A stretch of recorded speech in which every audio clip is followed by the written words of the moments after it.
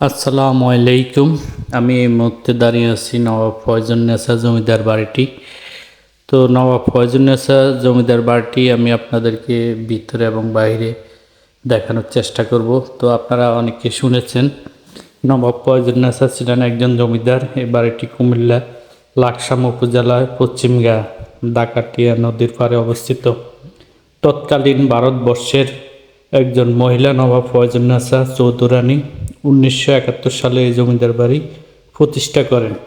ছোটোখাটো বেশ চমৎকার বাড়িটি, যার এখনও মূল বাড়ি দক্ষিণামুখী। তো ভিউয়ার্স, দেখেন এই বাড়িটি খুবই চমৎকার এবং নান্দনিক ডিজাইন, যা আমরা দেখতে পাচ্ছি উপরে নবাব ফয়জুন্নেছা হাউস, এবং বাড়ির কাজগুলি আসলে খুবই সুন্দর চমৎকার। তো মূলত আমি এখন এই বাহিরে, যা সামনে এবং বৃত্তাকারে একটি ফুলের বাগান এবং দুই পাশে দুইটি বাড়ি রয়েছে এবং এক পাশে গেট রয়েছে। তো আমরা এখন মূল বাড়িটি প্রবেশ করলাম। এই যে এখানে একটি সাইনবোর্ড দেখতে পাচ্ছি, নবাব ফয়জুন্নেছা জমিদারি বাড়ির জাদুঘর। তো এখানে আমি আসলে আপনাদেরকে ভিতরে তার জমিদারি যে রাজকীয় জিনিসপত্র সেটা দেখানোর চেষ্টা করব। তো আমরা দেখতে পাচ্ছি একটি জমিদারি খাট এবং বিভিন্ন জিনিসপত্র দ্বারা ওই সময় ব্যবহার করা জমিদারি কিছু কিছু জিনিস এখনও আছে, সবগুলো হয়তো নাই এখন এখানে। তো যাই হোক, আমরা ভিতরের অংশগুলি আসলে আপনাদেরকে দেখানোর চেষ্টা করছি। তো যাই হোক, এভাবে আমাদের সাথে থাকুন, আর অবশ্যই ভিডিওটি ভালো লাগলে এবং অন্যকে দেখার সুযোগ করে দিবেন।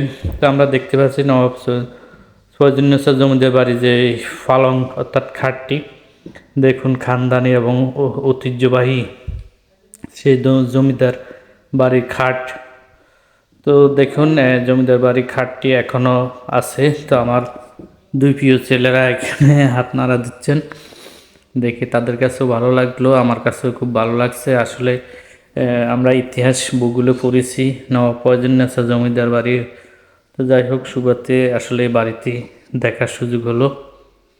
তো জমিদার বাড়ির যে খাটটি রাজকীয় খাট, আসলে খুবই রাজকীয় খাট। তো প্রিয় বন্ধুরা, দেখতে দেখতে ছোটোবাবু কিছু বলার চেষ্টা করতেছে আপনাদেরকে।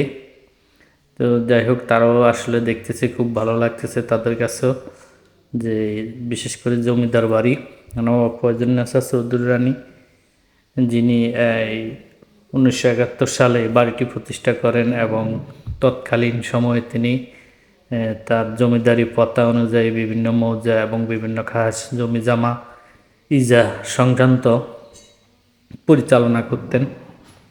তো মিউজিয়ামে আসলে অনেক তথ্য দেওয়া আছে, আপনারা আসলে অবশ্যই দেখতে পারবেন। তো মিউজিয়ামে তার কিছু সংক্ষিপ্ত স্মৃতিচারণ করা আছে। তা আমরা এখন আবার বাইরের অংশে গেলাম। পাশে উত্তর পাশে আরেকটি ভবন আছে, আমরা লাল ভবনটি দেখছি, আর এটা হলো মূল গেট।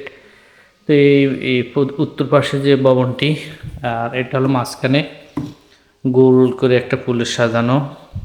তো আমরা আস্তে আস্তে করে উত্তর পাশের লাল ভবনটি প্রবেশ করলাম। এই ভবনটি আসলে বর্তমানে পরিত্যক্ত, এখানে মানুষ থাকে না। তো ভিতরের অংশগুলি দেখানোর চেষ্টা করতেছি।